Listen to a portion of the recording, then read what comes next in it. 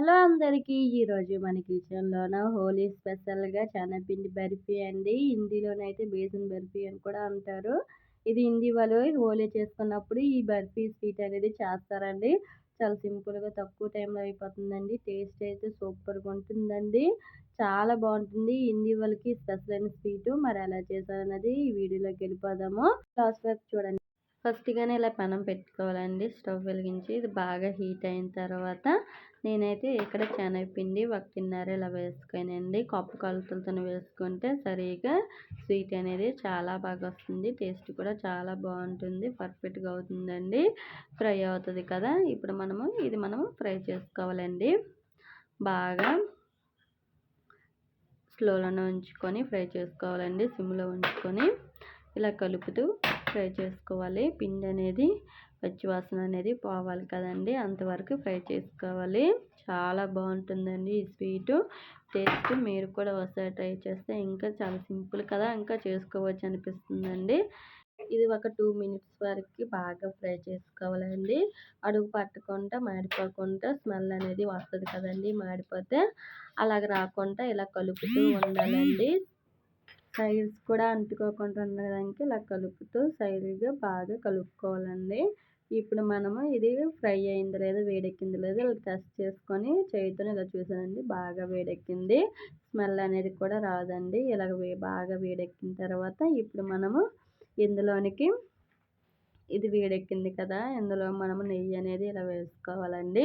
ఇక్కడైతే నేనైతే ఒక అరకప్పు నెయ్యి అనేది ఇలా వేసుకోనండి. 5 స్పూన్లు నెయ్యి అంతా ఒక అరకప్పు నెయ్యి అన్నీ పడుతుందండి ఇందులోనికి.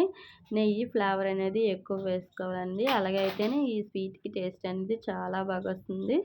ఈ నెయ్యి అనేది నేను ఇంట్లోనే తయారు చేశానండి. స్వచ్ఛమైన నెయ్యి.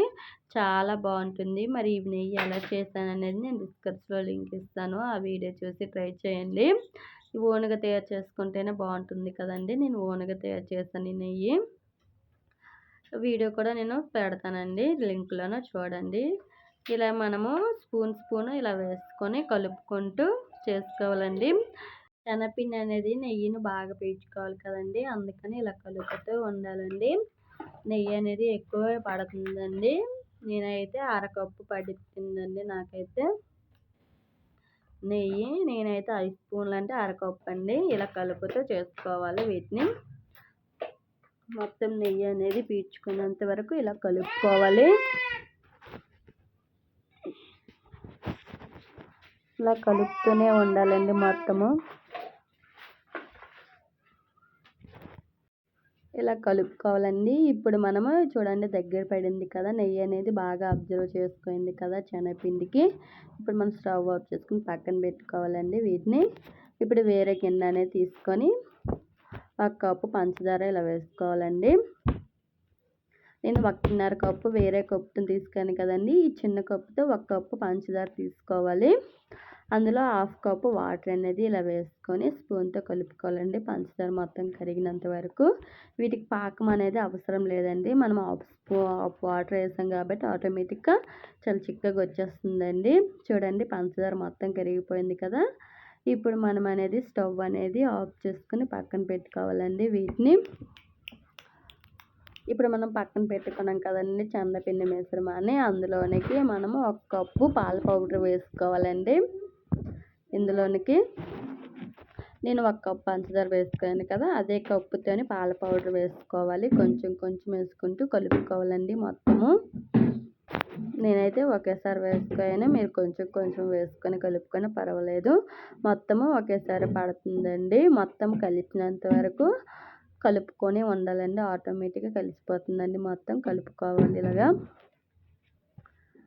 మనం స్టవ్ ఆన్ చేయక్కర్లేదండి. ఇప్పుడు ఇది మొత్తంగా కలిసిన తర్వాత మనం స్టవ్ ఆన్ చేసుకోవాలి. చూడండి ఎంత బాగా కలిసింది. ఇప్పుడేంటి మనం స్టవ్ ఆన్ చేసుకొని పక్కన పెట్టుకోం కదండి పంచదార మిశ్రమంని, అది అందులో వేసుకొని స్టవ్ ఆన్ చేసుకొని కలుపుకోవాలండి.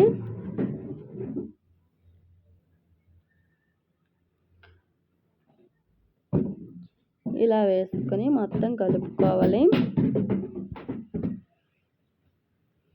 మొత్తం కలిసినంత వరకు కలిపితే అది బాగా దగ్గర పడుతుందండి.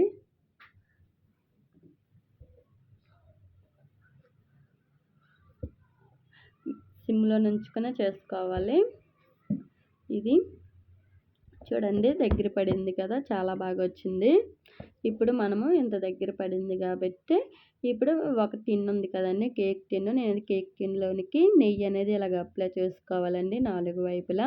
మీకు మామూలు ప్లేట్ ఉన్న ఏదన్నా మీరు ఇలాగ అప్లై చేసుకొని చేసుకోవాలండి. మీరు బటర్ పేపర్ ఉన్నా పర్వాలేదు, బటర్ పేపర్ కూడా కింద వేసుకోవచ్చు. నేనైతే ఇందులోనే నెయ్యి అయినా ఆయిల్ అయినా వేసుకోవచ్చు. నేను ఇక్కడ నెయ్యి వేసుకున్నానండి. ఇలా వేసుకొని మొత్తము సర్దుకోవాలండి. మొత్తము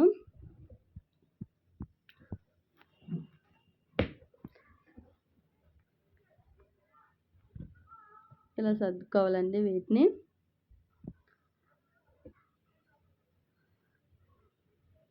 సర్దుకొని ఇది 2 అవర్స్ వరకు పెట్టుకోవాలండి పక్కన. ఈ పైన మీరు డ్రై ఫ్రూట్స్ వేసుకోవాలనుకుంటే వేసుకోవచ్చు. నేనైతే ఇక్కడ బాదం జీడిపప్పు వేసుకోనండి. మీకు పిస్తా పప్పు ఉన్నా వేసుకోవచ్చు. వాటిపైన ప్లేట్ బార్లించుకొని ఇలా తిరగేసుకోనండి. చూడండి ఎంత బాగా వచ్చిందో. ఇన్స్టెంట్ స్వీట్ చాలా బాగుంటుందండి. ఇలా సైడ్ ఎడ్జెస్ అనేది కట్ చేసుకోవాలండి. 4 వైపులు కట్ చేసుకోవాలండి. నేనైతే ఇలా కట్ చేసుకోను. మీకు ఏ షేప్లో కావాలంటే ఆ షేప్లోనైతే కట్ చేసుకోవచ్చు. స్వీట్ అయితే చాలా బాగుంటుందండి. చాలా సింపుల్గా తక్కువ టైంలో, చూసారు కదా, తక్కువ టైంలో చేసుకోవచ్చు. చిన్నపిల్లలు పెద్దలు చాలా ఇష్టంగా తింటారండి. స్కూల్ నుంచి చిన్నపిల్లలు రాగానే అప్పటికప్పుడు చేసి పెట్టచ్చండి ఈ స్వీట్ని. వాళ్ళు చేయమని చెప్పకముందే మనం చేసి రెడీగా ఇస్తే చాలా హ్యాపీగా చాలా ఇష్టంగా తింటారండి. ఇప్పుడు మనము కట్ చేసుకున్న వాటిని సైడ్కి తీసుకొని పక్కన పెట్టుకోవాలి. ఇలాగా చూడండి, చాక్తోని ఇలాగా నేనైతే 3 వైపులు కట్ చేసుకోనండి. నేను ఒక వైపు నిలువుగా అనేది కట్ చేసుకోను. స్వీట్ చాలా టేస్టీగా చాలా ఎమ్మీగా ఉంటుందండి. మీరు కూడా ఒకసారి ట్రై చేయండి. నేను ఇలా ప్లేట్లను తీసుకొని పక్కన పెట్టుకుంటున్నానండి ఒక్కొక్క పీస్ని. చాలా బాగుంటుందండి. మీరు కూడా ట్రై చేయండి. శనగపిండి స్మెల్ అనేది ఉండదు వీటికి. చాలా సింపుల్గా తక్కువ ప్రాసెస్తో అయిపోతుంది ఇంట్లో ఉన్న వాటితోనే. చాలా బాగుంటుందండి స్వీట్ అనేది. మీరు కూడా ఒకసారి ట్రై చేసి నాకు కామెంట్ చేస్తారనుకుంటున్నాను. ఈ వీడియో మీకు నచ్చినట్లయితే నా ఛానల్ చిన్న సబ్స్క్రైబ్ చేసుకొని చిన్న లైక్ చేయండి. బాయ్ అందరికీ.